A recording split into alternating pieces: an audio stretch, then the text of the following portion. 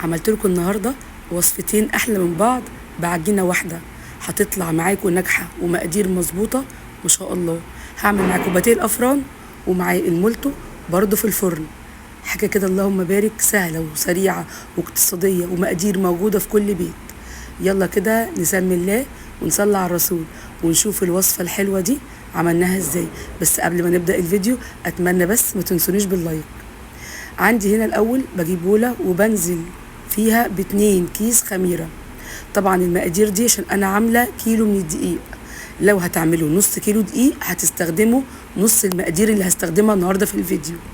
تمام، انا عامله النهارده كيلو دقيق، خدت 2 كيس خميره، عليه 2 كيس خميره فوريه، عليه 3 معالق كبار من السكر و3 معالق كبار من الدقيق.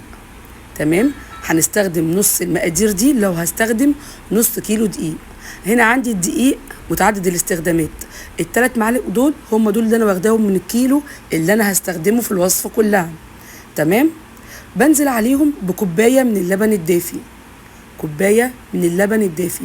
طبعا شرط يكون دافي عشان الخميره تخمر معايا بسرعه. تمام، ومعلقتين كبار من الخل، وبقلب بقى كده كويس وبركنها على جنب تخمر شويه كده لمده يعني من 5 ل10 دقايق.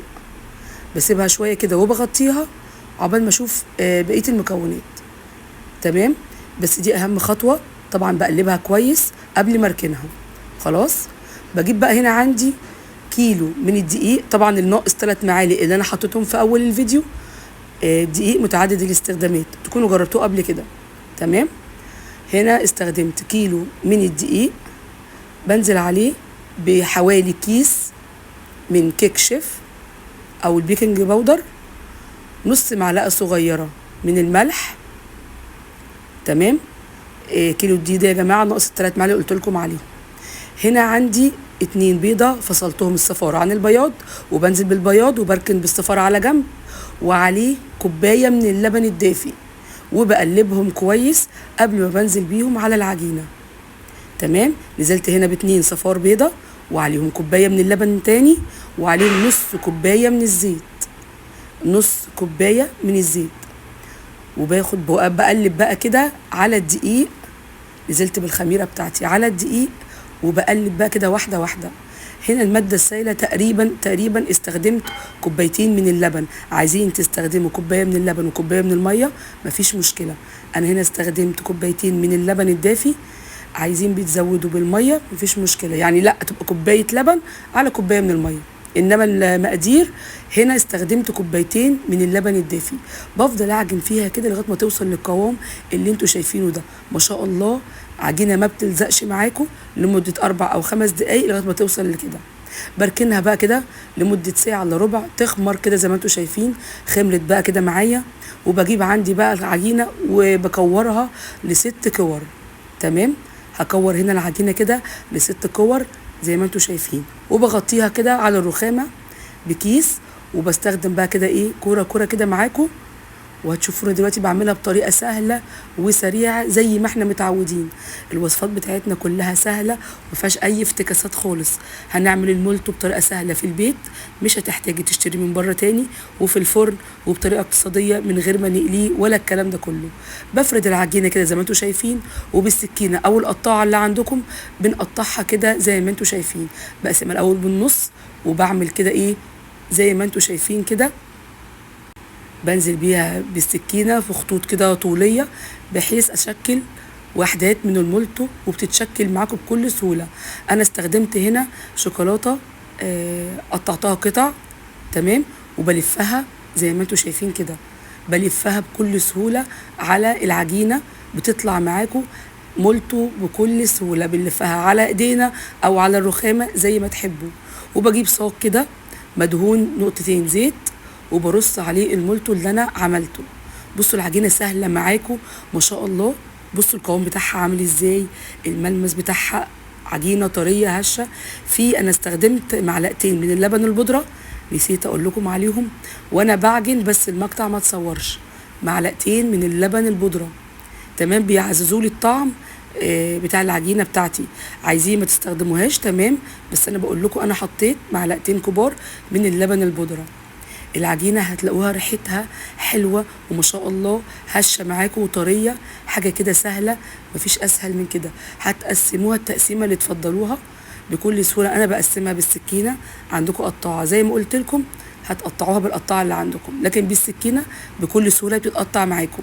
وبجيب قطع الشوكولاتة، قطع شوكولاتة عندي عادية، بقسمها كده قطع صغيرة وبحطها على العجينة بتاعتي وبلفها بكل سهولة. طبعا بكون محضرة الفرن على درجة حرارة 200. خدوا بالكم ما بتاخدش وقت في الفرن كتير عشان ما تنشفش منكم، يعني بالظبط عقبال ما نحضرها بنسيبها تخمر شوية لمدة 10 دقايق، وبعد كده بنكون مدخلينها في الفرن. هخلص طبعا الكميه بتاعتي كده كلها زي ما انتم شايفين.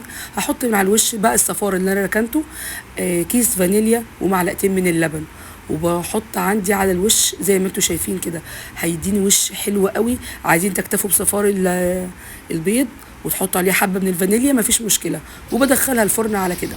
تمام، ما بتاخدش في الفرن يعني حوالي زي ما قلت لكم بالظبط 13 دقيقه او اقل، وهي هتستوي معاكم. عايزين تدوها وش من على الشوايه من تحت الشوايه كده برضو دقيقتين 3، خدوا بالكم عشان ما تنشفش منكم، ما بتاخدش وقت كتير في الفرن. هاخد هنا عندي بقيه العجينه، انا استخدمت 4 كور عملت بيهم صاج من المولتو صغير، قطع صغيره. تمام، هنا عندي بقيه العجينه كانت لازقه معايا. بصوا بقى عملت ايه. طبعا دهنت النشابه كده بالدقيق. تمام، بدرتها بالدقيق عشان كانت لازقه في العجينه. خدوا بالكم كده عشان دي خطوه مهمه برضو انا وقعت فيها كده، فقعدت اظبطها بالدقيق، احط عليها دقيق لغايه ما العجينه تمام ما بقتش تلزق فيها. بصوا كده بدرتها بالدقيق وفعلا هي ظبطت معايا خلاص مبقتش تلزق فيها. هنا بقى القطعتين دول هستخدمهم، هعمل الباتيه. الحشوه عندي انا كنت مستخدمه جبنه موتزاريلا وجبنه فيتا عادي، خلطهم على بعض وحطاهم كده من غير اي اضافات تانية. عايزين تضيفوا انتوا اي حاجه تانية على الخليط ده، انا عامله جبنه موتزاريلا على الجبنه الفيتا. ممكن تحشوها بقى زيتون، لانشون، الحاجات اللي تفضلوها. تمام، انا فردتها كده مستطيل وهبرمها كده وهلفها رول. هتشوفوا دلوقتي بكل سهوله العجينه معاكم طريه وسلسه، سهله قوي تتحكموا فيها. وطول ما العجينه معاكم ناجحه هتطلع اي مخبوزات معاكم ما شاء الله روعه وريحتها حلوه. المقادير مظبوطه وهكتبها لكم تحت في صندوق الوصف. تمام، بلف هنا عندي كده رول وبكل سهوله بحاول اظبطها كده اهوت، وبالسكينه بحاول اشكلها. بصوا هنا ملمس العجينه عندي ما شاء الله. بصوا، وبجيب بقى الحشوه بروح حطاها ولفاها رول، وبالسكينه بروح مقطعاها بكل سهوله. بصوا كده بحاول اظبط الرول بتاعي وبالسكينه بقطعها.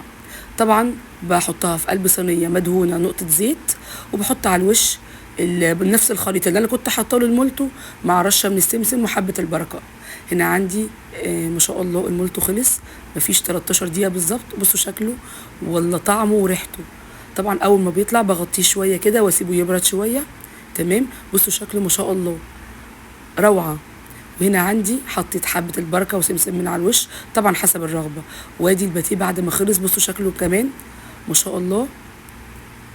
بصوا العجينه من جوه مورقه ازاي وهشه وطعمها روعه.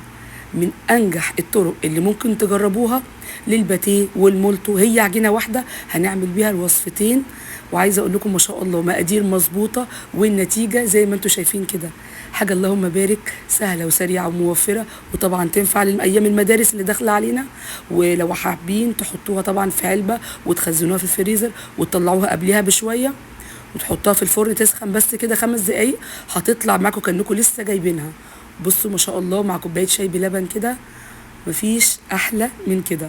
بصوا شكل الباتيه والمولتو حاجه والله العظيم مهما كانت يا جماعه، حتى لو مش قد كده تطلع معاكم، بس كفايه انتوا عاملينها بايديكم في البيت وهتطلع معاكم حلوه ومميزه. لو الوصفه عجبتكم بقى لايك وشير واشتراك في القناه.